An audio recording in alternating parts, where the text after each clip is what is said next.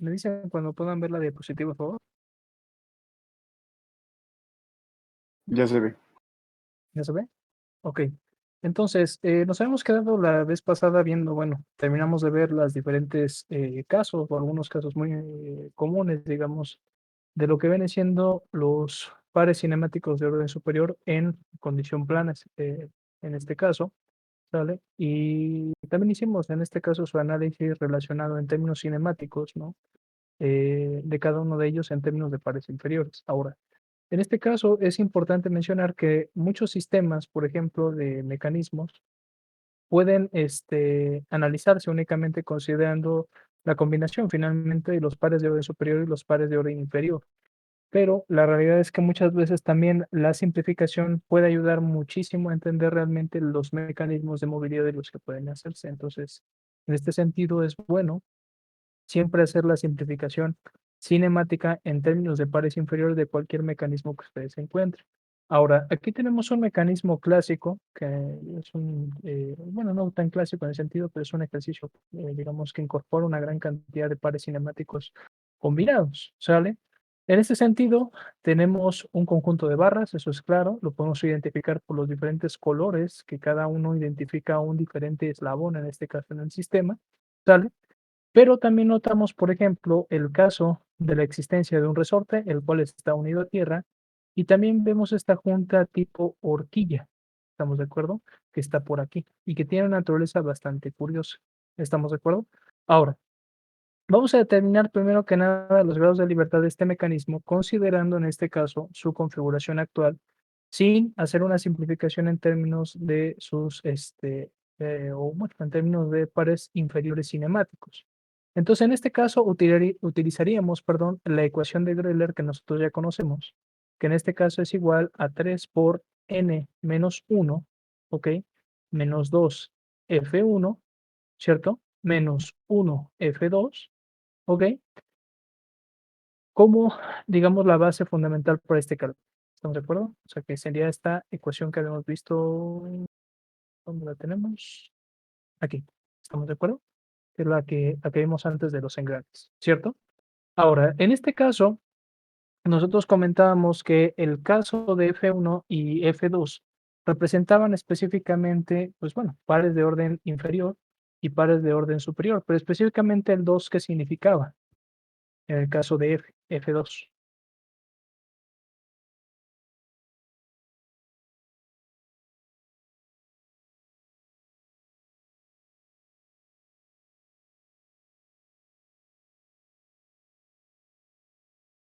¿Hay 2 grados de libertad?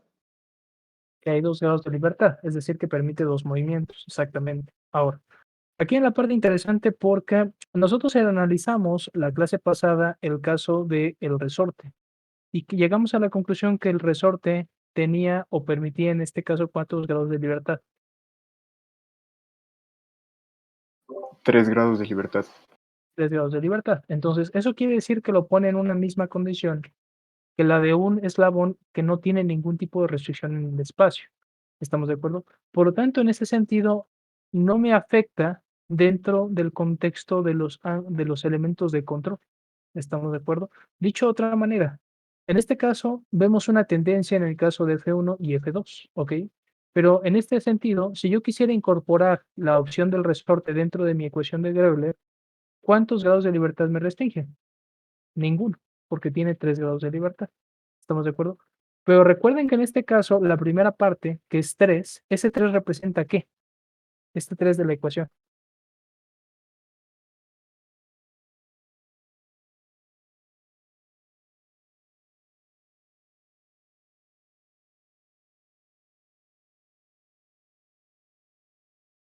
¿Los eslabones? Representaba el ¿los qué? ¿Perdón? ¿Los ¿Los qué? eslabones? Perdón. Los eslabones, no. No, no, no, no, no, no, no. El 3 representa otra cosa. N son los eslabones, pero 3 representa otra cosa.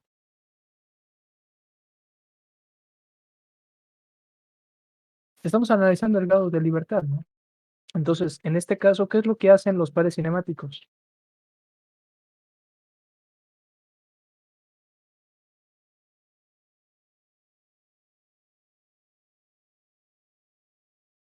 Los restringen, ¿no? Restringen, por eso es que van restando del 3. Pero en este caso, ese 3 que representa, pues los grados de libertad que puede tener un eslabón sin ningún tipo de restricción. Entonces aquí hay una parte interesante y es que si tenemos un resorte y sabemos que el resorte no restringe ningún tipo de movimiento, entonces cuando consideramos la presencia del resorte llega una cuestión interesante y es que realmente en la construcción la integración del resorte sería con esta forma. 0 por F3.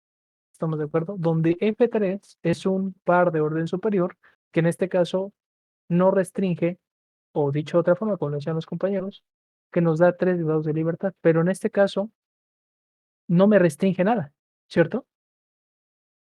O sea, un resorte no restringe movilidad del sistema, de acuerdo con el número de grados de libertad que tiene. Por lo tanto, su aportación dentro del cálculo de la ecuación de Gribler es nulo. ¿Estamos de acuerdo?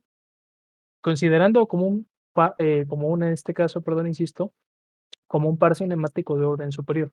Entonces, dicho de esta forma, sale, nosotros podemos entonces a partir de esta fórmula calcular, ahora sí, los grados de libertad que tenemos en este sistema, porque incorporamos la presencia del resorte. Ahora, en este sentido, por ejemplo, ¿cuántos eslabones tenemos en el sistema?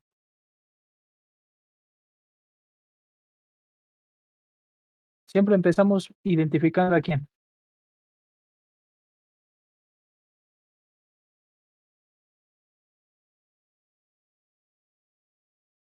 A los de tierra, ¿no? el de tierra, ¿no? Entonces, en este caso, el tierra sería uno, ¿no? Tenemos uno, uno y uno, ¿sale? Que es en este caso esta parte, ¿no? Donde se está desplazando este. Ahora, ¿quién sería entonces el primer eslabón? Ah, perdón, disculpen, me falta un eslabón. Este,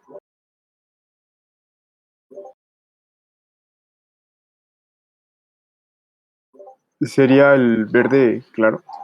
ok, este puede ser el de entrada. Ok, perfecto. Este puede ser el de entrada. Ahora, aquí hay una parte interesante. En este caso, el resorte como tal representa un eslabón en el sistema.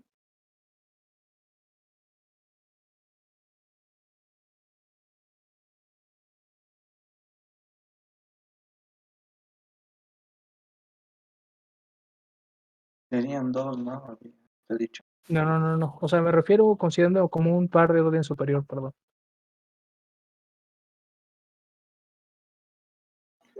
No, no sería un eslabón.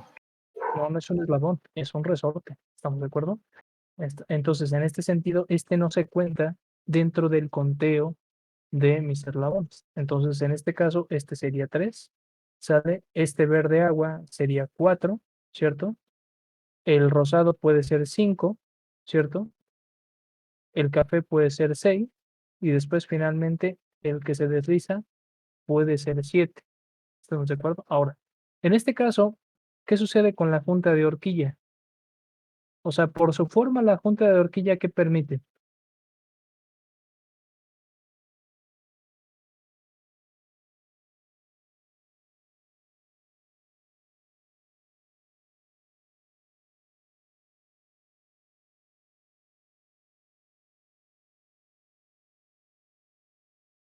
O sea, ¿qué Pues, movimientos hace? Sí, perdón, ¿qué movimiento representa o podría ser la junta de horquilla o esa configuración? Recuerden que es un círculo, ¿eh? podría tener movimiento lineal y rotacional también, ¿no? Exactamente, tiene los dos, ¿no? Ahora, ¿qué tipo de par superior hemos visto que tiene este tipo de naturaleza?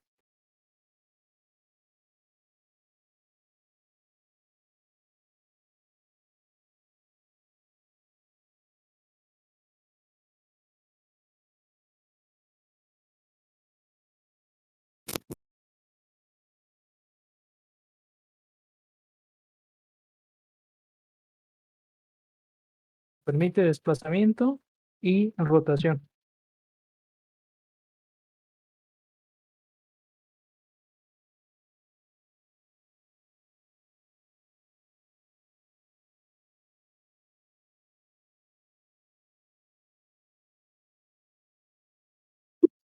Caso de las levas.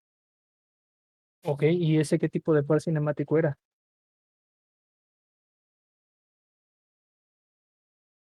O sea, lo vimos en las levas porque se presentaba en las levas, pero le dimos un nombre.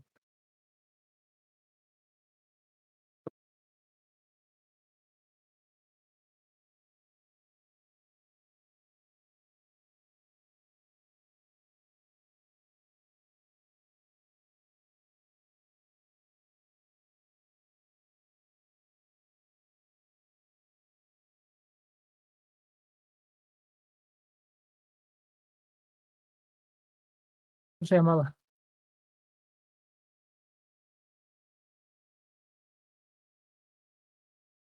Sería par cilíndrico. No, rodamiento con deslizamiento. ¿Sale? Es este. Acuérdense, rodamiento sin deslizamiento y rodamiento con deslizamiento. ¿Sale? Entonces, en este caso no es una leva, evidentemente, pero se repite la misma condición cinemática de movilidad. Permite desplazamiento, ¿sale? Y permite rotación. Entonces, identificado entonces esta parte, recordemos que ni el resorte, perdón, ni la junta de horquilla son en este caso eslabones como tal, sino que los eslabones representan a los entes físicos que uno, en este caso, porque aquí estamos considerando que está unido directamente a tierra. ¿Estamos de acuerdo? O sea, la conexión es directamente a tierra. ¿Ok? Entonces, en este caso, ¿cuántos eslabones tenemos? Son 7, ¿no? Son 7, exactamente. Ok. Ahora, ¿cuántas juntas de par inferior tenemos en este caso? Tenemos una, dos, tres, cuatro, cinco, seis, 7. Por ejemplo, aquí en la pregunta, ¿esta también yo la consideraría como una junta rotacional? Cuando está restringiendo a a las dos partes del resorte. Pues es que el resorte no restringe nada, ¿no? Entonces, Exactamente. Aquí viene la parte interesante. O sea, para el caso de los pares, en este caso de orden inferior, ¿sale? Solamente son aquellos que, en este caso, solo están en contacto con los elementos como tal en barras, es decir, los elementos que restringen, en este caso, la movilidad, o decirlo de alguna forma, que conectan al resorte y también a la junta de horquilla, realmente se considerarían aquí. ¿Estamos de acuerdo? Cuando introducimos como tal el elemento mismo. ¿Estamos de acuerdo? Por lo tanto, realmente los pares inferiores que tendremos sería esta rotación, esta, esta y el desplazamiento. Es decir, tenemos 7, ¿cierto? sí, cierto. Ok. Ahora, después, tenemos una junta de horquilla. La junta de horquilla es un tipo de par, o en este caso, un par de orden superior de tipo deslizante, bueno, de rodamiento con deslizamiento. Entonces tendríamos solamente uno. Y finalmente tendríamos la incorporación del resorte, que sería uno también. ¿Estamos de acuerdo? Entonces, si ustedes calculan esto, ¿cuánto les da en grados de libertad?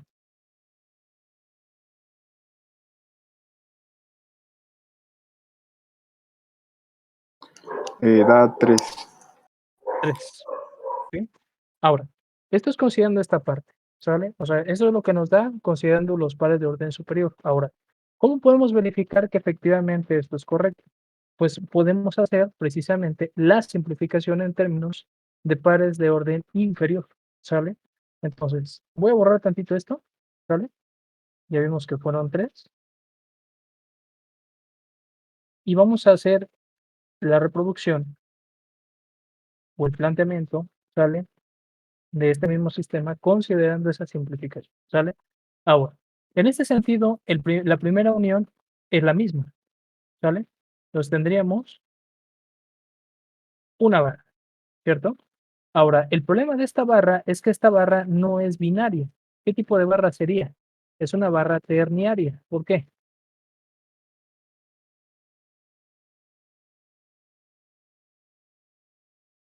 Ah, pues porque ahí está el resorte, ¿no? Conectado. Exactamente, porque tenemos el punto de contacto con el resorte. Ahora, en este caso, el resorte nosotros habíamos dicho que representaba o se representaba por una especie de sistema similar al de una tijera. ¿Estamos de acuerdo? Entonces, en este caso, Los elementos que restringía el resorte, bueno, lo habíamos mostrado más o menos, teníamos el elemento a tierra, ¿no? Y después el resorte, y después el elemento que se sujetaba a ello. ¿Estamos de acuerdo? Por lo tanto, el elemento que sujeta es este, y esta sería nuestra tierra. Por lo tanto, tendría yo otras dos barras. Y en este caso, esta segunda barra estaría a tierra, ¿cierto? Sí. Ok, ahora, después tenemos este punto y después nos iríamos hacia el elemento que en este caso sería la barra de color verde, ¿ok? Ahora, en este caso, la barra de color verde se une con la de agua marina, bueno, con la de de color como agua marina, ¿sale? Pero esto está unido con otro punto que tenemos aquí abajo, ¿sale? Ahora, como la horquilla es más o menos compleja, ¿sale? A lo mejor en representación cinemática, ¿sale? Va a ser un poquito más complicado, ¿sale? Digo, haciendo una simplificación, digamos, en estructura alámbrica me refiero, ¿sale? Ahora, también aquí hay un problema, que tenemos un canal sobre el que corre. Entonces, en este caso, ¿sale? Lo que podemos hacer es representar como tal el elemento, ¿sale? No hay ningún problema, ¿ok? De todas maneras, obedece al mismo elemento, ¿sale?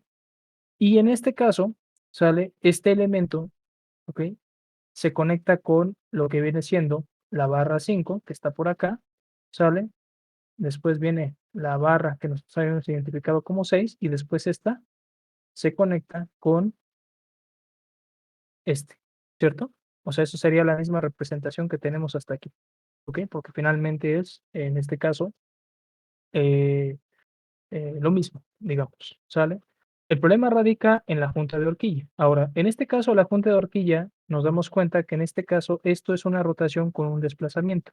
¿Cuál es la representación que hemos visto en este caso o para, perdón, como opción, digamos, para el caso de una leva, considerando desplazamiento y rotación?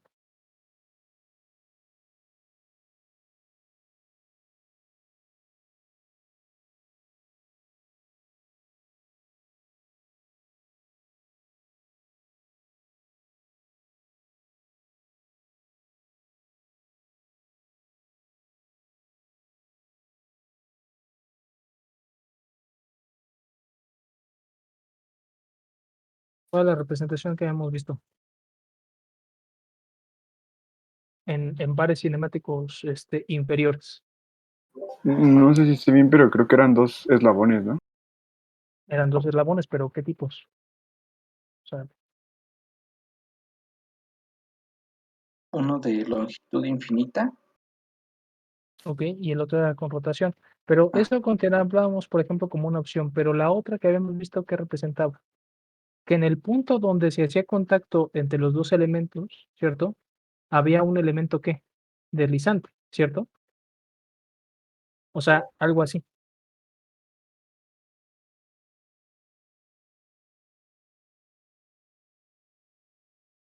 ¿sí? Y después conectado a una barra. ¿Sí se acuerdan de esa parte? Sí, sí, esa era la primera opción, ¿no? Esa era la primera opción, exactamente. Entonces, en este caso, tenemos, o básicamente la punta de horquilla, se separaría como tal, digamos, en dos elementos, por decirlo de alguna forma, ¿ok? Pero la realidad es que en este caso, la junta de horquilla como tal está conectada directamente a la Tierra. Dicho de otra forma, lo que tendríamos específicamente sería, digamos, el perfil, en este caso, para conocer algo así, por ejemplo, ¿ok?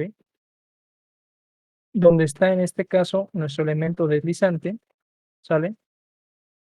Y después este que conecta específicamente,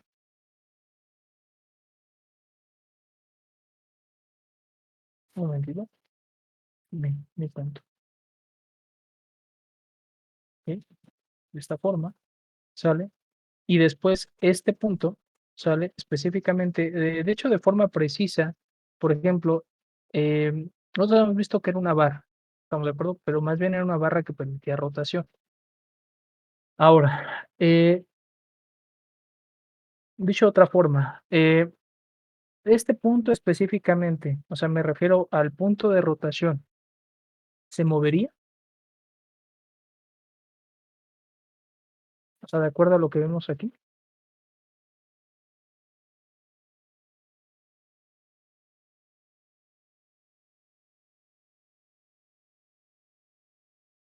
Pues este punto de giro se va a mover. No, no, más bien la que mueve es el eslabón. Exactamente, exactamente, pero tengo que darle esa capacidad de pivotear. Entonces, la representación correcta de esto sería como si esto realmente estuviera a tierra. Me refiero a el punto de rotación, ¿eh? No me refiero al eslabón deslizante, no me refiero al punto de rotación. Ese realmente sería fijo. ¿Estamos de acuerdo? Y insisto, no es una, o sea, no tendríamos una barra adicional, por decirlo de alguna forma, sino que realmente sería, insisto, un punto fijo. ¿Estamos de acuerdo? Entonces, ¿algo más que nos falte por ahí para representar completamente nuestro sistema?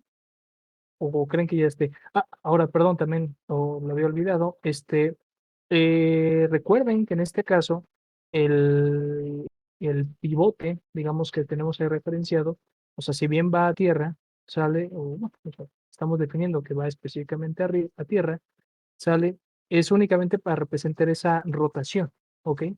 Pero eso no restringe finalmente la movilidad del otro elemento específicamente. ¿Estamos de acuerdo? No sé si más o menos se entiende ese punto. O sea, no restringe al deslizante. Sí, pero en el sentido de que solamente fija la posición. O sea, lo que pasa es que si recordamos en la otra representación teníamos en el contexto, digamos, representativo, teníamos algo así,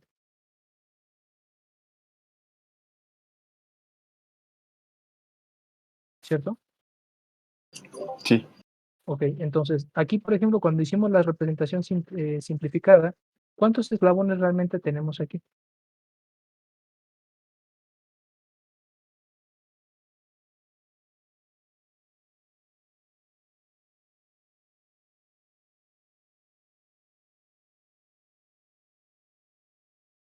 Son dos, ¿no?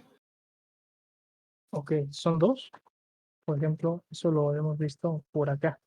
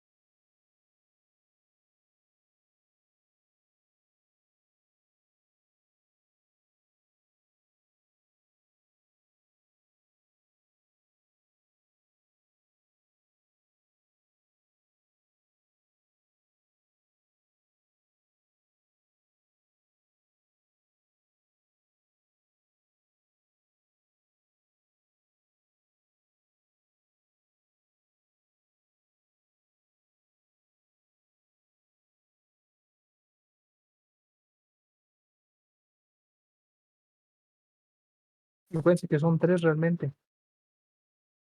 ¿Estamos de acuerdo? Pues son tres, ¿ok? Nada más que en este caso, uno es específicamente el que rota, ¿sale? Ok, bueno, el que estaría girando, ¿sale? Otro el deslizante. Lo que sucede en este ejemplo es que la configuración de alguna forma se invierte para que se entienda. O sea, porque en este lo que estamos haciendo es fijar específicamente el punto a tierra. ¿Estamos de acuerdo? Pero en este caso, la corredera, ¿sale? O sea, el elemento corredera, que es este prisma que tenemos aquí, ese sería el primer eslabón.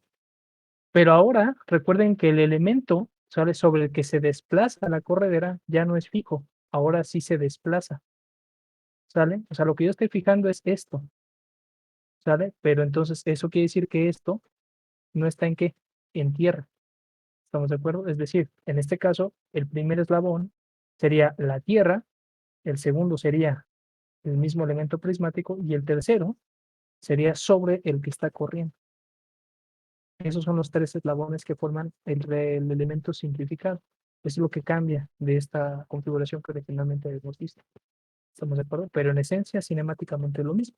Lo que sucede es que este elemento ya está contemplado, digamos, o podemos ya contemplarlo, perdón, como este elemento que realmente es un elemento terciario. ¿Estamos de acuerdo? Porque tiene 3 puntos de contacto y permite el deslizamiento del sistema. ¿Sale? Entonces, explicado esa parte, entonces ahora sí, ¿cuántos eslabones tendríamos en este elemento? Tenemos el de tierra, que sería 1, ¿ok? Después tenemos este, 4, 5, 6, 7, 8, 9 y este, 10, ¿cierto? ¿Ven algún otro eslabón que no estemos viendo por ahí?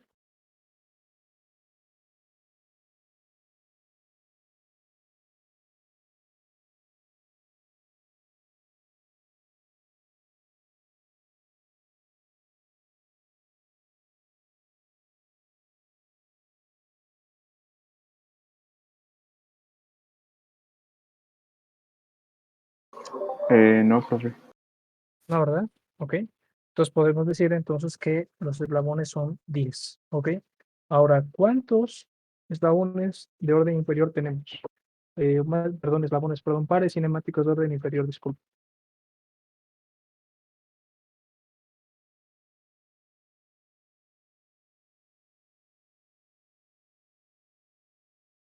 Tenemos dos deslizantes, ¿cierto? Este de aquí y este de acá. ¿Y cuántas de rotación?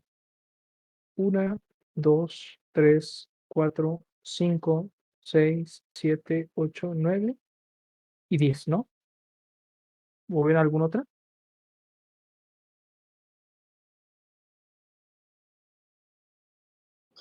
No, sí son 10. Y, bueno, y más las deslizantes, entonces, ¿cuántos serían? 12, ¿no? 12, sí, con la ¿Cierto? del 10. Ok. Entonces, ese sería nuestro número total, ¿no? Entonces vamos a verificar si efectivamente, ahora con la ecuación de Euler, ¿no? Para pares inferiores únicamente, si efectivamente esta representación que estamos haciendo es correcta. Tendríamos 3 menos 10, disculpen, no menos n, menos 10, ¿sale? Y luego 2 menos 2 por 12. ¿Estamos de acuerdo? Entonces, en este caso, esto nos daría menos 24, ¿sale? ¿Y esto cuánto nos da?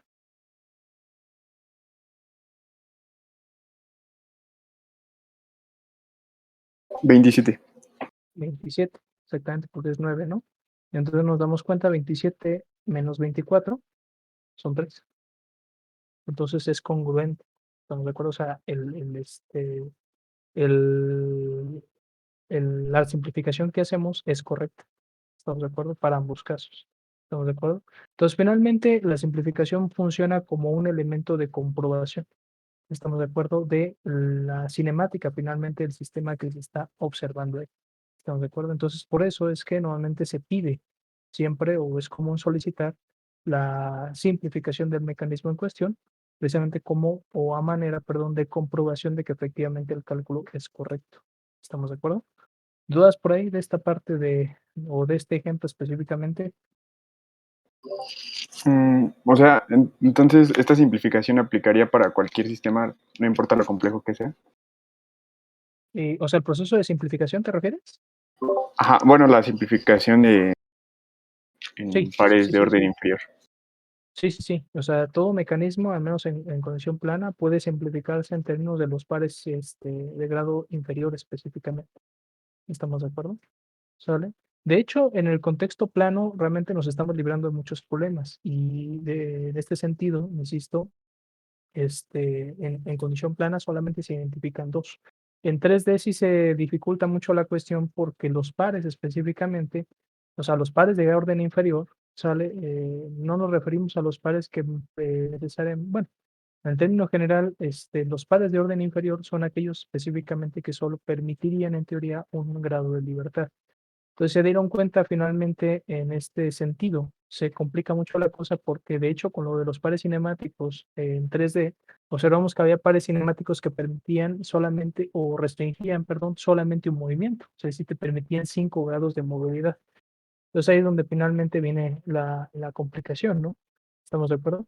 De hecho, no sé si lo mencioné, pero algunos ejemplos, si se dan cuenta, son de alguna forma simplificaciones de otros casos que teníamos, porque finalmente los movimientos que restringen, o sea, cinemáticamente hablando, son lo mismo. ¿Sale? Sobre todo los de contacto tripuntual y cosas así. O sea, básicamente se podían representar en otros ejemplos anteriores que hayamos visto. ¿Estamos de acuerdo? Entonces, finalmente, un mecanismo en ese sentido similar. ¿Estamos de acuerdo? Entonces, sí, o sea, todo mecanismo puede simplificarse en términos de movimientos básicos. ¿Estamos de acuerdo? O sea, de únicamente un grado de libertad. ¿Estamos de acuerdo? Ok, profe, sí, gracias. Muy bien. Entonces, bueno, este es un ejemplo, bueno, la recomendación finalmente es que ustedes practiquen esta parte, ¿sale? De, de más o menos ir, practicando la parte de, no solo de la simplificación, ¿sale? Sino realmente el cálculo de grados de libertad, que finalmente lo vamos a seguir viendo, ¿sale? No cerramos aquí, vamos a ir viendo más cuestiones sobre esta parte, ¿ok? Pero vamos a ir, digamos, un poquito acotándolo, sobre todo a sistemas de barras más fundamentales, ¿estamos de acuerdo? Ahora, en este caso sale, bueno, la ecuación de Greubler, en este caso representaba el grado de movilidad de un mecanismo, independientemente de su condición. No obstante, sale, algunos mecanismos pueden presentar valores de cero. Estamos de acuerdo, si ustedes pueden hacer el cálculo de la ecuación de Greubler, sale y les va a dar F igual con cero. ¿Estamos de acuerdo? Ahora, ¿cuál es la situación aquí? Que el que un mecanismo tenga un valor de movilidad cero, o sea, cuando ustedes aplican la ecuación de Greubler les da cero, eso no significa necesariamente que los mecanismos carezcan de movilidad. ¿Estamos de acuerdo? De hecho, existe un conjunto de siempre de eslabonamientos, ¿sale? Cuyo cálculo en este caso puede ser específicamente cero, ¿ok? O sea, de hecho, la lógica nos dice que si nosotros obtenemos un valor de cero, pues entonces lo que estaríamos obteniendo es una estructura, ¿sale? O incluso, en este caso también, como lo dice aquí, puede ser negativo y eso quiere decir que es una estructura indeterminada. ¿Estamos de acuerdo? De hecho, en este sentido, si una estructura, por ejemplo, bueno, o dicho de otra forma, a veces el número de eslabones, sus configuraciones nos pueden llevar, bueno, en este caso el número de eslabón y su configuración, insisto, nos puede llevar a un valor de cero. Por ejemplo, una estructura o un sistema que nos dé un valor de cero, se dice que es indeterminado, pero realmente se dice que es un sistema sobre restringido. ¿Estamos de acuerdo? O sea, te pasaste de galleta, básicamente. ¿Estamos de acuerdo? En las restricciones que le pones al mecanismo. ¿Sale? Entonces, digo, en el contexto de la cinemática, evidentemente el resultado es igual, ¿sale? O sea, ambos sistemas están bloqueados, no van a permitir ningún tipo de movilidad, ¿estamos de acuerdo? Pero eso es lo que nos arrojaría, digamos, en teoría, esos valores, ¿no? O sea, si tú tienes cero, entonces se trata de una estructura, negativo es una estructura indeterminada o sobre restringida, ¿estamos de acuerdo? Ahora, lo que sucede aquí, por ejemplo, y vemos aquí un caso específico, es que muchas veces, en el caso, sobre todo con eslabonamientos ternarios, sale que se pueden obtener, por ejemplo, diferentes configuraciones, digamos, cualquiera, ¿sale? Como el que tenemos aquí, ¿sale? Esta configuración específicamente, así como está aquí específicamente, ¿sale? Nos va a dar un valor de cero, ¿sale? De hecho, esta configuración se nombra como quinteto, ¿sale? Porque dispone de 5 eslabones, ¿sale? Y es un bloque, perdón, de construcción estructural bastante simple, ¿sale? Posiblemente alguno de ustedes lo habrá visto, o bueno, a lo mejor no lo ligan directamente ahorita, ¿sale? Pero normalmente lo pueden llegar a encontrar en estructuras, ¿sale? O en elementos estructurales. ¿Estamos de acuerdo? Para bloqueo de elementos. ¿Estamos de acuerdo? Aquí los dos los tenemos a tierra, pero quizá lo ubiquen más, ¿sale? Porque estos puntos, por ejemplo, también pueden estar por acá o por acá, ¿ok? Y después unen a un solo tercero, ¿sale? Insisto, es común, ¿sale? De hecho, no son los pilones, ¿sale? Es que ahorita no me olvidé el nombre específico de la parte, ¿sale? Pero en las aeronaves, por ejemplo, en el que soporta el motor, es una estructura similar a esta, ¿sale? Solo que a veces no necesariamente tiene dos puntos de contacto, tiene múltiples, ¿sale? Y se juntan a un solo contacto, ¿sale? Y se utiliza para soportar al motor específicamente. Son los pilones, si no mal recuerdo es el término correcto, ¿sale? Entonces, insisto, es un elemento estructural común, ¿ok? Si ustedes lo buscan, es la clásica unión triangular que se le conoce. ¿Estamos de acuerdo? Ahora, En este caso, si nosotros planteamos este mecanismo específicamente, solo por la configuración y como se nos está atribuyendo, ¿sale?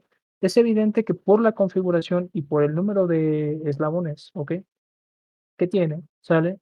En este caso, la ecuación de Euler, pues efectivamente corresponde con su comportamiento en la realidad, es decir, va a tener una movilidad de cero. De hecho, ustedes lo construyen, ¿sale? Así como está aquí, no les va a dar ningún tipo de movilidad, el sistema se autobloquea. ¿Estamos de acuerdo? Ahora, noten aquí una cosa importante. Todos los eslabones tienen longitudes distintas. ¿Estamos de acuerdo? Sobre todo los que van hacia tierra. ¿Estamos de acuerdo? Entonces, si obtenemos en este caso la ecuación, pues llegamos a esto, ¿no? Sería 5, porque son 5 eslabones, ¿ok? Considerando la tierra, y los 4 que serían las barras, incluyendo el terniario, menos 2 por 6, que en este caso son el número de juntas de rodamiento, o en este caso de revoluta que tendríamos, y nos da 0. Ahora, el problema es que existe una configuración también con eslabones terniarios, ¿sale? Pero donde el eslabón terniario ahora es recto, ¿estamos de acuerdo? Y en este sentido, los 4 elementos que están conectados a tierra, ¿sale? Son iguales y por ende, ¿sale? Tienen una configuración que se podría denominar paralela, es decir, hacia donde se va el primero, se van los otros dos, ¿sale? En este sentido, se dice que sus nodos son equiespaciados. ¿Estamos de acuerdo? Ahora, ¿qué es lo que sucede con esto? Si nosotros determinamos, en este caso, la movilidad de esto, es evidente que sería la misma que el de aquí. Pero ¿cuál es el problema? Que esto sí tiene movilidad.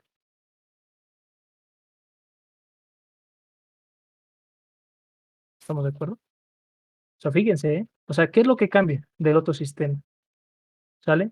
La configuración, ¿ok? Los 3 elementos a tierra son de la misma longitud, ¿ok? Unidos por la barra central. ¿Estamos de acuerdo? Entonces, si ustedes construyen ese sistema en la realidad, les va a dar movilidad, ¿sale? De hecho, esta es una reproducción de un tipo de mecanismo que está clasificado, de hecho, ¿sale? Y que es bastante común también porque tiende a tener una serie de características interesantes en términos de su movilidad. ¿Estamos de acuerdo? Es como reproducir ese mecanismo varias veces. Pero así como está, ¿sale? Así como lo tienen, este sí les va a dar movilidad, pero el de arriba no. ¿Estamos de acuerdo? Por eso no necesariamente solo depende del número de eslabones, también depende, insisto, de la configuración misma. ¿Estamos de acuerdo?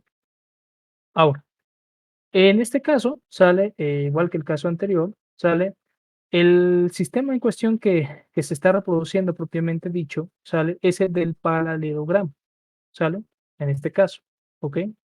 Y que también puede presentar en este caso, un valor de movilidad de cero. ¿Estamos de acuerdo? La configuración de paralelogramo específicamente es esta, ¿sale? Esta es la que corresponde al paralelogramo. ¿Estamos de acuerdo? Donde notamos que la distancia de 0 a B y de A a P es la misma. Y por ende, entonces la distancia de 0 a A y de B a P es igual también. ¿Estamos de acuerdo? Y siempre va a permitir movilidad. De hecho, aquí vemos precisamente las dos configuraciones que permite. ¿Estamos de acuerdo? ¿Vale? Pero siempre les va a dar movilidad. ¿Ok? Insisto, su valor en términos de, de la ecuación de Gödel les va a dar cero. ¿Ok? Pero realmente sí tiene movilidad. ¿Ok? Ahora, otro que también se llega a presentar y que tiene un comportamiento idéntico es el que tenemos en la izquierda, ¿sale? Ahora, este se conoce como deltoide, ¿estamos de acuerdo? Y básicamente plantea lo mismo, ¿sale? De hecho, esta es la representación, ¿ok? No es un papalote, ¿no? Es el mecanismo en esencia, ¿sale? Considerando en este caso, por ejemplo, que A sea mi base, ¿sale? Entonces, ¿qué es lo que cambia en el deltoide? Pues básicamente la posición de los eslabones, pero realmente las distancias de los eslabones sigue siendo la misma, es decir, la distancia de A a B es igual que de A a B, ¿ok? Y a su vez de B a C y de C a D son lo mismo. Este también les va a dar igualmente una movilidad de cero en términos de la ecuación de Gödel, pero la realidad sí tiene movilidad. ¿Estamos de acuerdo?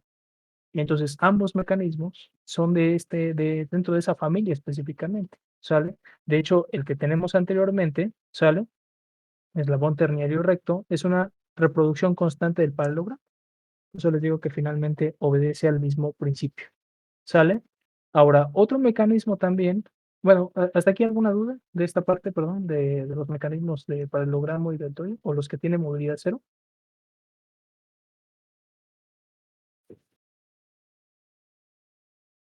No, profe, todo bien. ¿No? Okey. Ahora, otro mecanismo que también tiende a presentar una situación similar, ¿estamos de acuerdo? Es el caso en donde 2 ruedas, ¿sale? Están en contacto, ¿sale? Se dice que estas ruedas no van a permitir deslizamiento, ¿estamos de acuerdo? Entonces, es una junta rodante pura sin deslizamiento, ¿estamos de acuerdo? Ahora, en este caso, por ejemplo, una configuración de este tipo, por ejemplo, de una junta completa rodante pura sin deslizamiento, o sin resbalamiento, como se maneja aquí, por ejemplo, en la práctica ya vimos, por ejemplo, que los engranes, por ejemplo, y las levas realmente, pues siempre van a tener un deslizamiento en teoría relativo, ¿cierto? ¿Sale? Pero ¿en qué condición, por ejemplo, podría darse una condición, por ejemplo, en la que 2 ruedas no tengan deslizamiento en la realidad?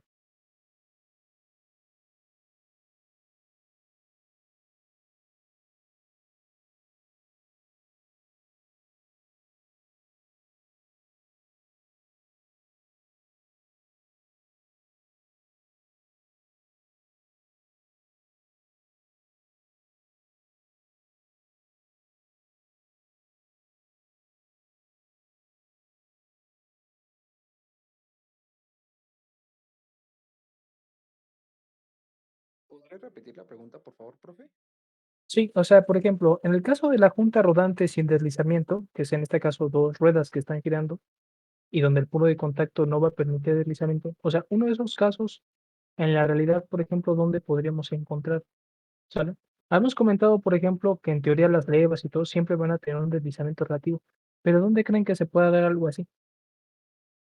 Donde en teoría no hubiera deslizamiento, o el deslizamiento es tan pequeño que prácticamente podemos considerarlo inexistente.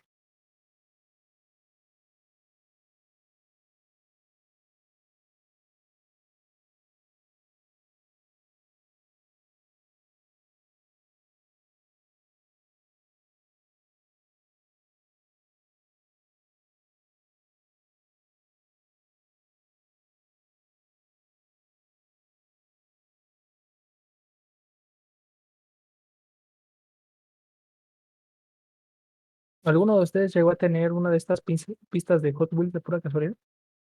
¿O de las pistolas estas de NES?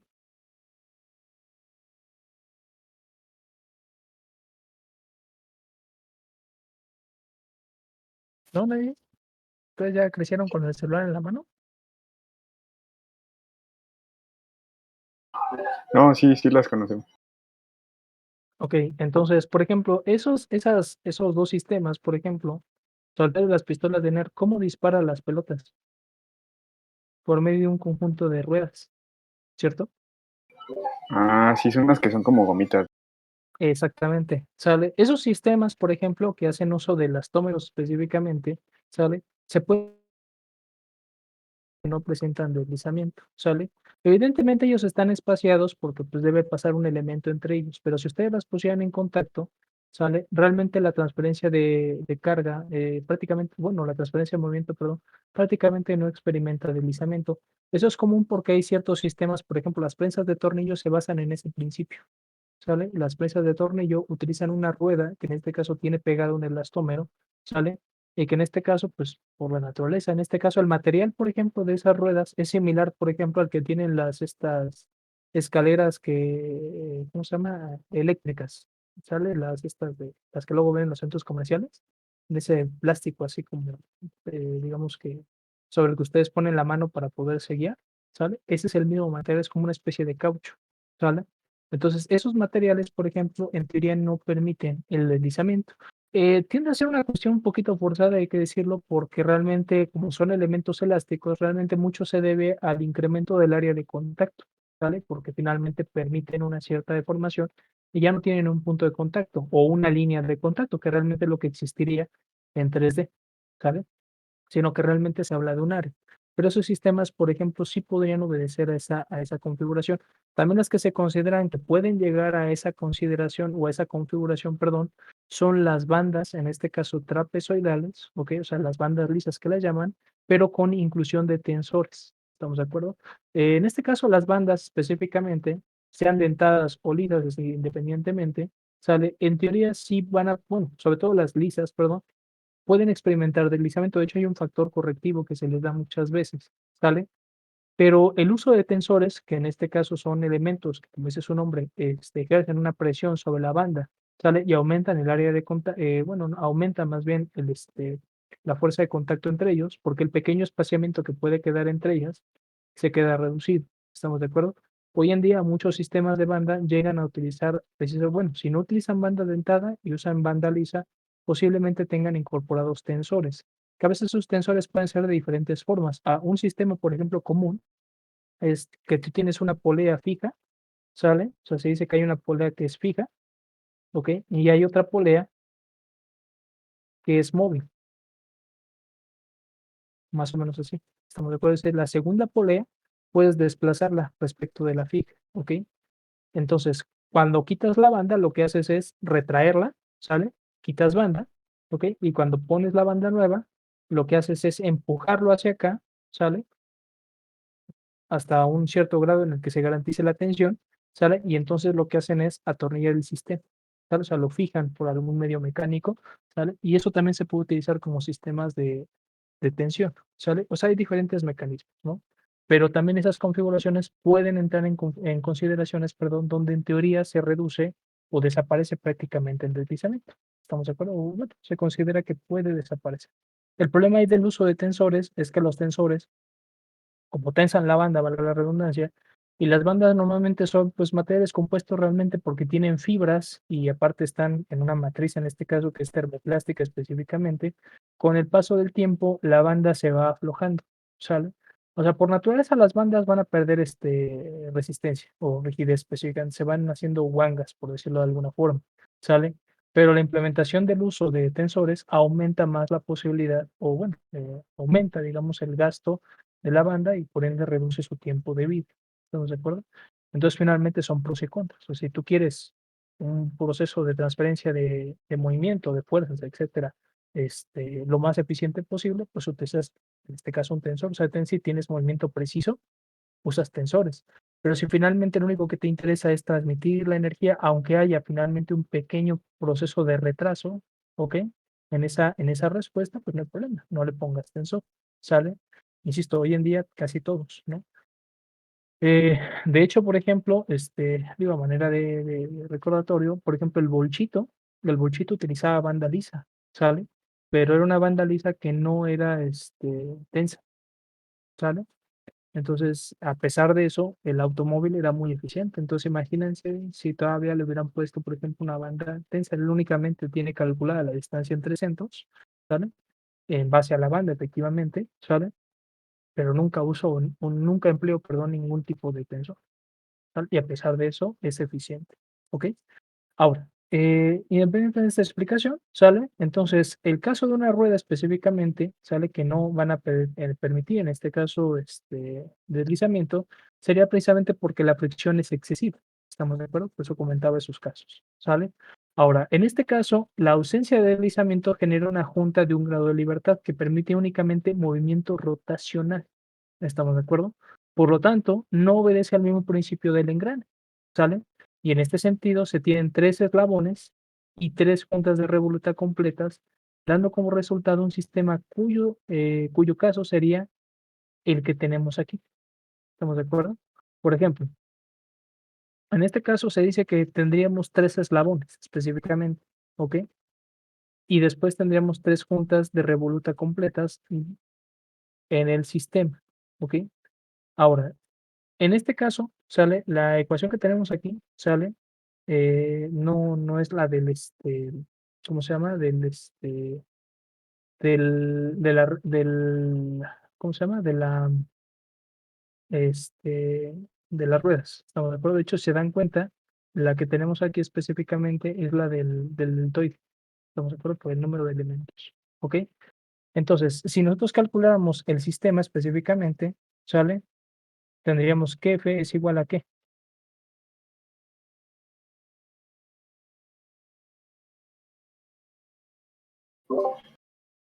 ¿No sería N? Sí, o sea, es 3 Es 3, menos 3 1 menos 1 y 2 por por 3. 3, ¿no?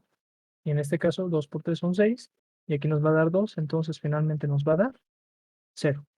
¿Estamos de acuerdo? Entonces aplica el mismo principio, pero insisto, eso no quiere decir que carezca de movilidad, ¿sale? Ahora, en este caso, una pregunta, ¿ahí nada más ven la figura que está girando o si ven toda la diapositiva? Se ve toda la diapositiva y también se ve el GIF. Ok, perfecto, muy bien. Entonces, independientemente de esta cuestión, ¿sale? En términos de los sistemas de barras específicamente, ¿sale? La ecuación de Greibler, ¿sale? Se utiliza como una especie de referencia, en este caso, para ubicar, insisto, la movilidad de los sistemas, ¿sale? Ahora, en este sentido, en los sistemas de barras específicamente, ¿sale? Surge un criterio, por decirlo de alguna forma, o una ley, también algunos lo mencionan, pero creo que el concepto sería más bien un criterio específicamente, ¿sale? No tanto una ley, ¿sale? Que se establece precisamente para definir el tipo de sistema de barras que ustedes tienen. Estamos hablando de sistemas de barras, ¿sale? En este sentido, esta ley o este criterio que se define para, los sistemas de barras, ¿sale? Se implementa específicamente para los sistemas de barras, más bien para los sistemas de 4 barras específicamente, ¿sale? Y el criterio es el criterio de Grashof, ¿estamos de acuerdo?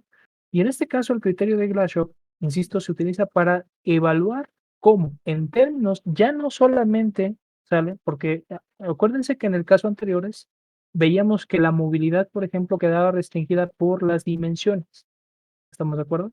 Entonces, las dimensiones también tienen un efecto sobre esta parte, no únicamente la ley de lo que hemos visto en este caso del cálculo de los grados de libertad. ¿Sale? Entonces, la ley de Grashof específicamente a través de la configuración del mecanismo, porque en este caso los sistemas de 4 barras, la configuración la entregan propiamente dicha las longitudes del mecanismo. Entonces, hay longitudes, por ejemplo, o relaciones de longitud en un sistema cerrado que posiblemente no permitan movilidad. ¿Estamos de acuerdo? ¿Ok? A pesar de que, en este caso, o sea, y cuando se refiere a esto más que nada, debemos de recordar que en este caso lo que a nosotros nos interesa en un mecanismo es que el mecanismo pueda tener un movimiento continuo, ¿sale? Más allá del concepto de movimiento relativo es movimiento continuo, ¿sale? Entonces, si nosotros recordamos, nosotros evaluamos que para los sistemas de 4 barras cerrados específicamente, siempre van a tener un grado de libertad. O sea, quiere decir que sí tienen movimiento, pero ¿hasta qué punto? ¿Sale? O sea, no van a tener siempre movilidad. Va a haber un cierto punto en su movilidad donde el sistema pueda bloquearse, ¿sale? O mantenerse continuo. Entonces, por eso es que surge precisamente el criterio de Grashof, precisamente para identificar si el mecanismo puede tener movimiento continuo o no. ¿Estamos de acuerdo? Entonces, ¿qué establece en este caso el criterio de Grashof? Bueno, este dice que la suma de los eslabones más corto y más largo de un eslabonamiento plano de 4 barras no puede ser mayor que la suma de los 2 eslabones restantes. Esto para que se tenga una rotación relativa continua entre los eslabones. Insisto, movimiento continuo. Es decir, el mecanismo nunca debe de parar de moverse. ¿Estamos de acuerdo? Ahora, si consideramos que en este caso el eslabón más corto como S, o sea, S viene de small, ¿sale? Y el más largo de L, ¿ok? Entonces, los dos restantes los podemos ubicar como P y Q. ¿Estamos de acuerdo? Entonces, si se dan cuenta, ya no depende del número de elementos, depende de las longitudes de los elementos. Entonces, en este sentido, y retomando el concepto de Grashof, lo que veríamos matemáticamente es esto, ¿sale? Y planteado desde la perspectiva de este esquema que estamos viendo aquí. ¿Estamos de acuerdo? En este caso, este es un mecanismo de 4 barras. ¿Estamos de acuerdo? Ahora, a partir de esta ecuación específicamente, ¿sale? Grashof identifica 3 mecanismos o configuraciones específicas, ¿ok? Que obedecen a este principio. O sea, que donde siempre se va a cumplir esta condición. ¿Estamos de acuerdo? El primero de ellos es el que se conoce como sistema manivela oscilador, ¿sale? Y también a veces no le dicen oscilador, le dicen balancín, es también otro nombre que puede tomar. Y este término lo manejan porque precisamente tiene, y lo podemos observar ahí, tiene una rotación limitada. ¿Estamos de acuerdo? Ahora, en este caso, este se presenta cuando el eslabón más corto es la manivela. ¿Estamos de acuerdo? Puede ser que en algunos libros o en algunas referencias ustedes encuentren otra opción a este mecanismo que lo llaman simplemente como oscilador manivela. ¿Estamos de acuerdo? Pero en esencia es lo mismo. Lo que sucede es que lo único que hacen es cambiar la configuración, es decir, viene siendo lo mismo, ¿sale? Pero ahora este es el más largo, ¿sale? Y este es el más corto. ¿Estamos de acuerdo? O sea, eso es todo, ¿ok? Pero en esencia la cuestión es exactamente la misma, ¿ok? Los autores que llegan a hacer esto es porque siempre se contempla que este primer eslabón, como el rojo que tenemos aquí, vendría siendo el eslabón de entrada. Entonces, por eso es que pues, contemplan que hay un cuarto tipo, que es este, pero pues, en esencia realmente son tres en la realidad. ¿Estamos de acuerdo? Entonces, en este caso podemos notar a partir del GIF, ¿sale? ¿Cuál es el principio de movilidad de este mecanismo? ¿Estamos de acuerdo? Y nos damos cuenta que sí tiene movimiento continuo. En este caso, el eslabón corto siempre va a tener una rotación que va de 0 a 360 grados. ¿Estamos de acuerdo? Pero, dependiendo de la naturaleza, en este caso, insisto, de las dimensiones de esto, ¿sale? Finalmente, cada posición que ocupe este elemento, ¿sale? Me va a dar, y lo observamos aquí claramente, una posición específica dentro de lo que viene siendo mi balancín. Y puede ser también viceversa. Si yo muevo el balancín, también voy a obtener una posición en específico de lo que viene siendo el sistema manivela. ¿Estamos de acuerdo? Ahora, en este contexto, sale el concepto importante de estos mecanismos, es precisamente la esencia de notar que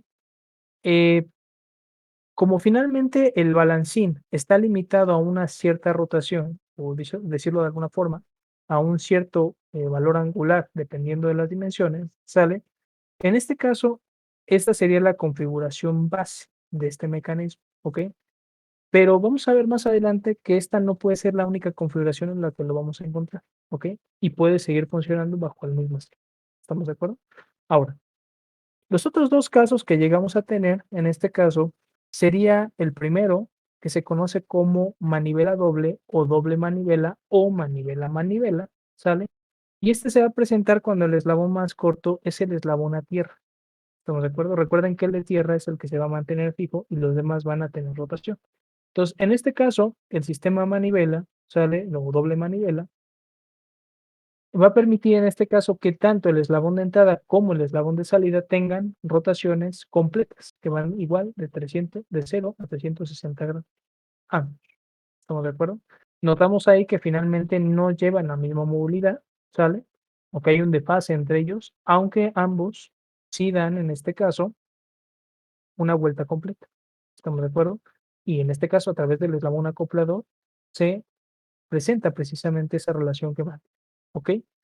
Y el último caso que vamos a tener es el mecanismo que se conoce como doble oscilador o balancín-balancín o oscilador-oscilador, independientemente, donde ahora se dice que el eslabón más corto es el opuesto a la Tierra, es decir, básicamente el eslabón acoplado. ¿Estamos de acuerdo? Entonces, ahora el eslabón acoplador es el más pequeño, ¿sale? Y nos damos cuenta que ahora tanto el eslabón de entrada como el eslabón de salida tienen rotaciones limitadas. Ninguno de los dos alcanza a dar una vuelta completa. En términos, insisto, de los ángulos. Recuerden que los ángulos siempre los representamos a partir de la vertical, ¿sale? Esto, ¿ok? Entonces, a esos ángulos a los que me refiero, porque dirán, bueno, pues es que aquí se ve la vuelta completa. Sí, pero el que da la vuelta completa, ¿sale? Es el acoplado, ¿estamos de acuerdo? Pero aquí como tal, sí está cambiando la posición que guardan respecto de tierra, ¿estamos de acuerdo? Insisto, recuerden cómo definimos en su momento los ángulos de orientación de cada uno de ellos, ¿estamos de acuerdo? Entonces, en ese sentido, el oscilador siempre va a tener dos rotaciones limitadas, ¿estamos de acuerdo? ¿Dudas por ahí de estos tres tipos de mecanismos?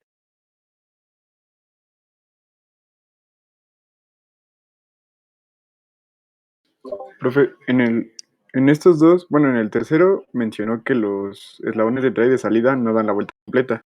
En el Ujú. segundo sí la dan. Y en Sí, el primero el que da la vuelta completa es el de entrada. Digo, el de es el salida. de entrada o el de salida. Es que le digo que, o sea, es que, realmente si ustedes lo invierten es exactamente lo mismo, ¿saben? Este, digo aquí, en este caso específicamente sí es el de entrada, pero si lo invirtiéramos, o sea, si fuera un sistema oscilador manivela, entonces sería el de salida el que da la rotación completa.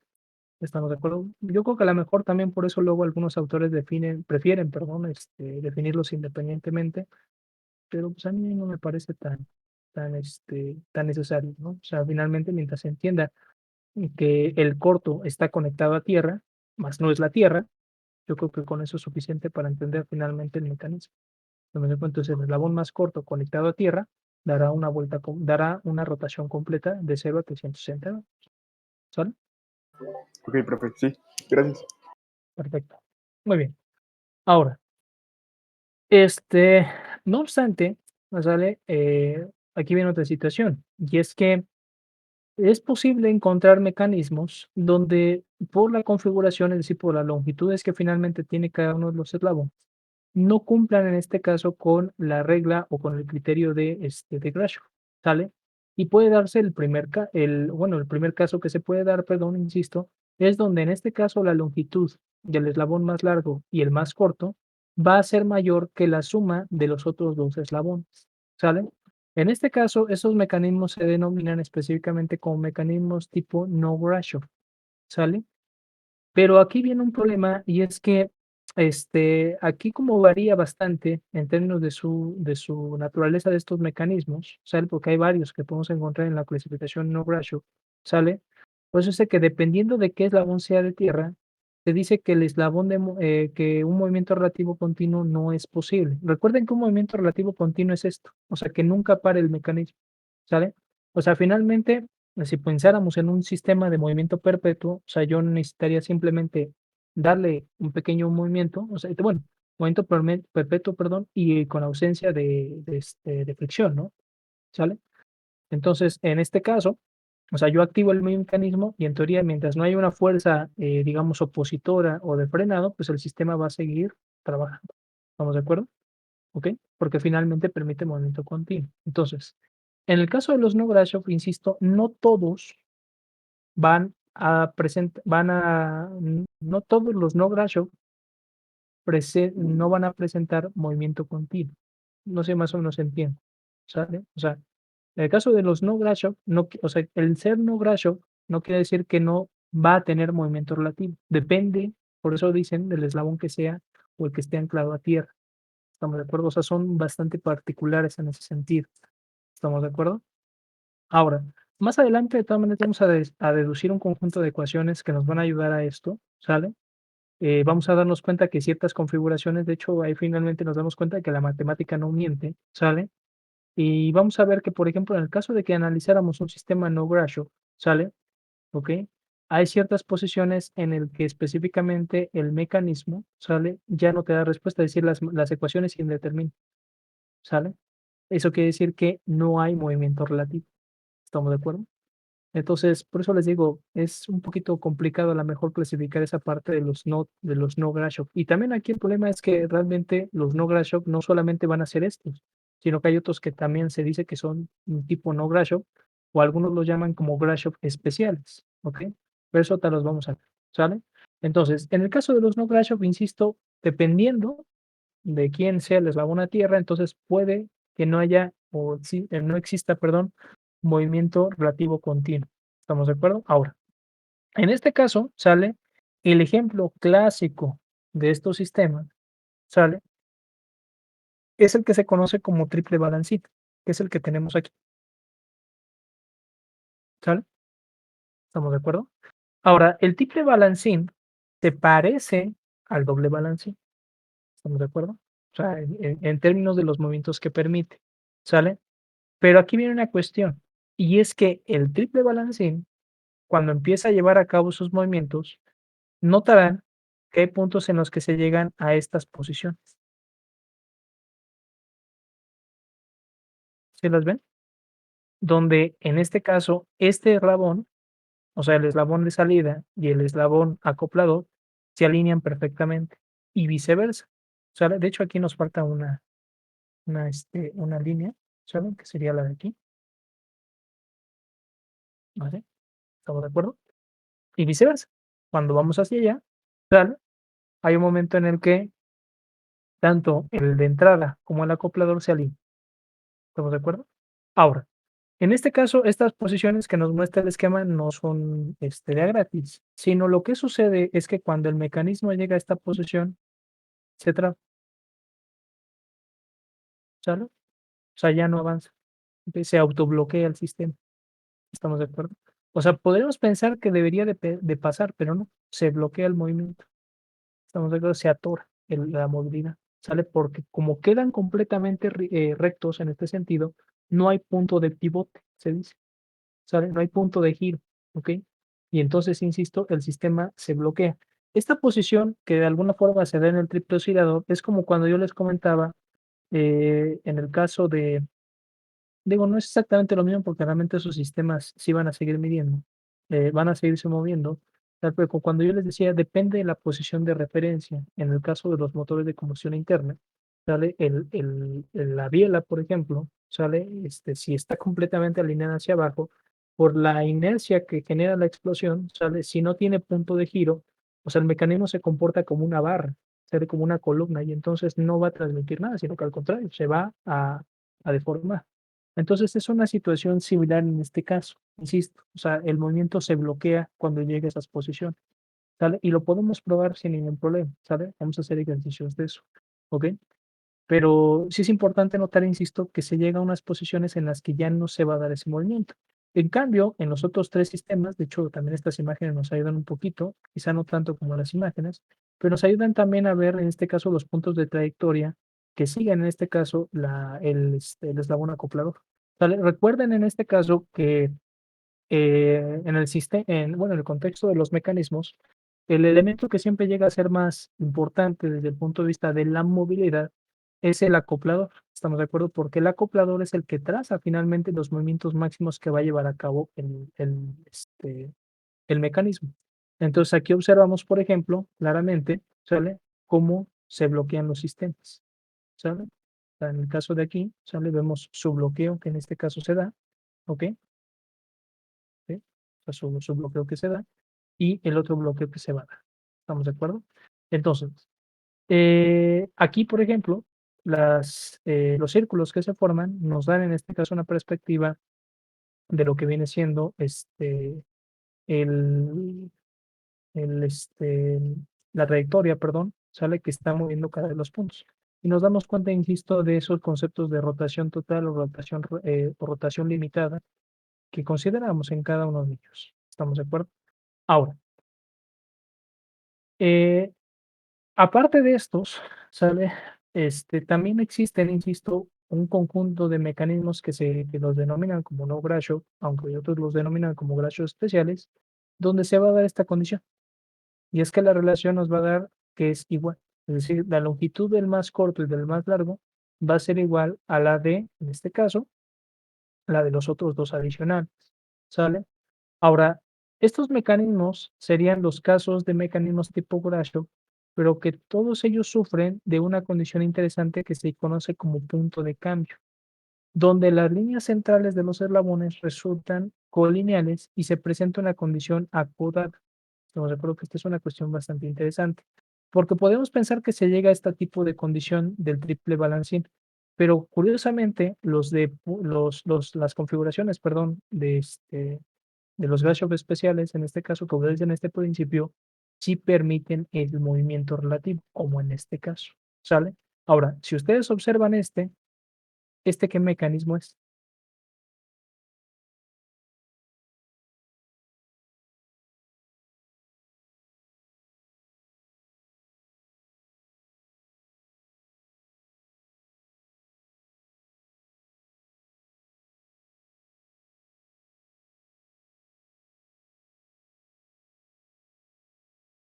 Ya lo habíamos visto antes.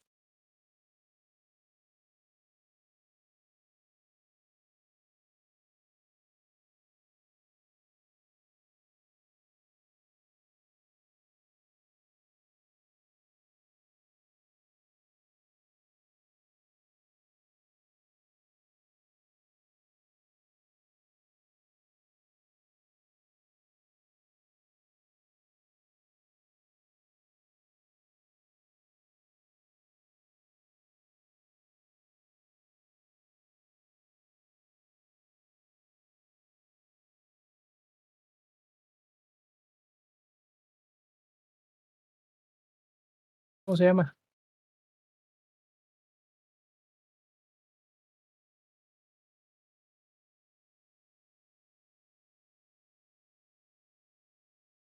Si la distancia de 0 a B y de AP son iguales, Es paralelogramo. es el paralelogramo. ¿Estamos de acuerdo? Recuerden que realmente de estos no calculamos su movilidad, ¿eh? Este valor de 0 que estoy planteando aquí es el de este, ¿sale? O sea, este es de este, ¿ok? Pero realmente el de estos, por ejemplo, ¿sale? Su movilidad sería de 1, ¿ok? Pero tienen esta condición interesante, ¿sale? De punto de cambio, ¿sale? Ahora, esta condición de punto de cambio es una cuestión interesante porque en los otros dos tipos, en los otros tres tipos, perdón, de sistemas tipo Brasov, este, estos específicamente, vamos a tener que, bueno, hay dos tipos de cuestiones interesantes que vamos a detallar un poquito más adelante, pero uno se le llama inversión cinemática, ¿sale? Y la otra se le llama inversión geométrica. Ahora, en este caso, no sé si noten, pero en estos mecanismos, por ejemplo, en el caso de la maniobra y la balancín, ¿sale? La rotación en este caso del eslabón de entrada es completa, ¿sale? Pero en este caso, ¿qué pasaría si ahora yo, hipotéticamente, quisiera pasar el eslabón, por ejemplo, de salida a la parte de abajo? Por las condiciones del mecanismo podría hacerlo, o sea, llevar la barra hacia abajo.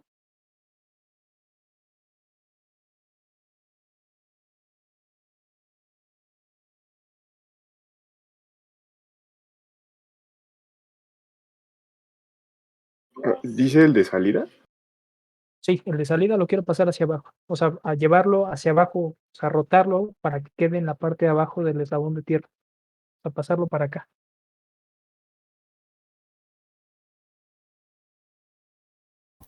No se puede, ¿o sí? No se puede, Sí, no, exactamente, por cómo está configurado, ¿estamos de acuerdo? Pero ¿qué creen? Que estos sistemas sí pueden hacerlo. Esto sí. De hecho, el punto de cambio se refiere a esa parte, la capacidad de pasar de esa configuración inicial a esa segunda configuración. ¿Estamos de acuerdo? Los demás no pueden hacerlo, ni el doble balancín, ni el doble manivela, ni el manivela balancín. Ellos no pueden hacerlo, pero los de punto de cambio sí lo pueden hacer. ¿Sale? Por eso es que se habla de la condición acodada. Es una propiedad única que estos mecanismos llegan a tener. ¿Estamos de acuerdo?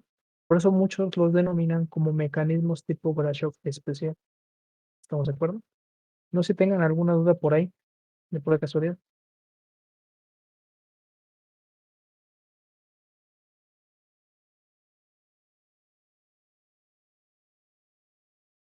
no, profe. No, no, todo bien. ¿Sí?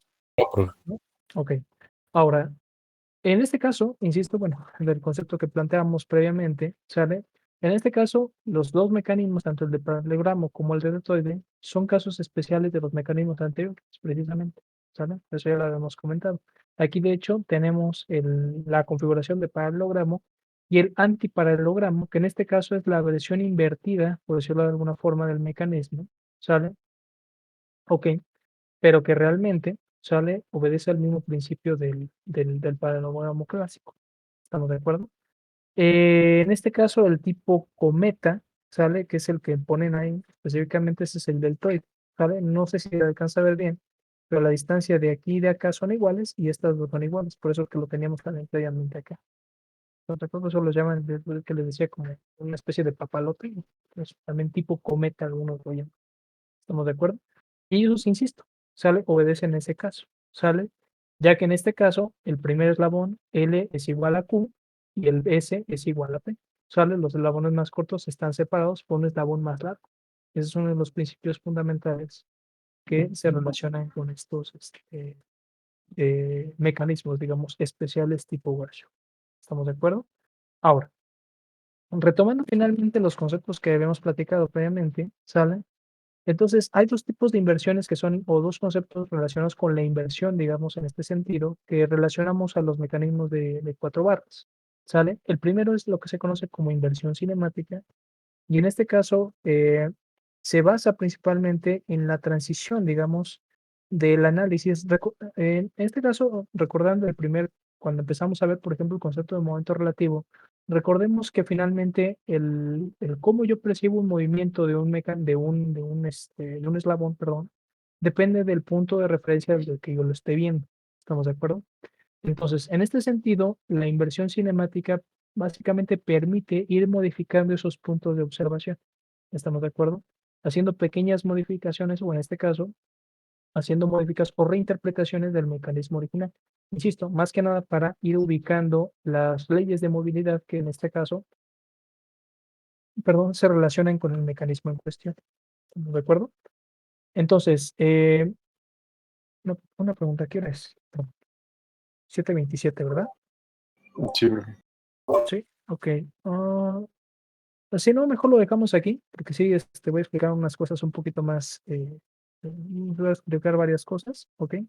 Mejor lo dejamos hasta aquí, ¿sale? Y mejor continuamos la clase de mañana, en esta caso parte específicamente de la inversión cinemática, ¿no? Para que se entienda completita mejor el día de mañana. ¿Estamos de acuerdo? Sale, profe. Sí. Sí, profe. Perfecto, compañeros. Bueno, entonces, como les digo, pues ahí nada más hay que hacer revisión de lo de los pares, ¿no? Para que vayan practicando, ¿ok? En su casa, ¿sale? Y continuamos la próxima clase con esta parte, ¿sale? Sí, profe. Sale, profe. Perfecto, compañeros. Nos vemos mañana. Hasta luego. Hasta mañana, profe.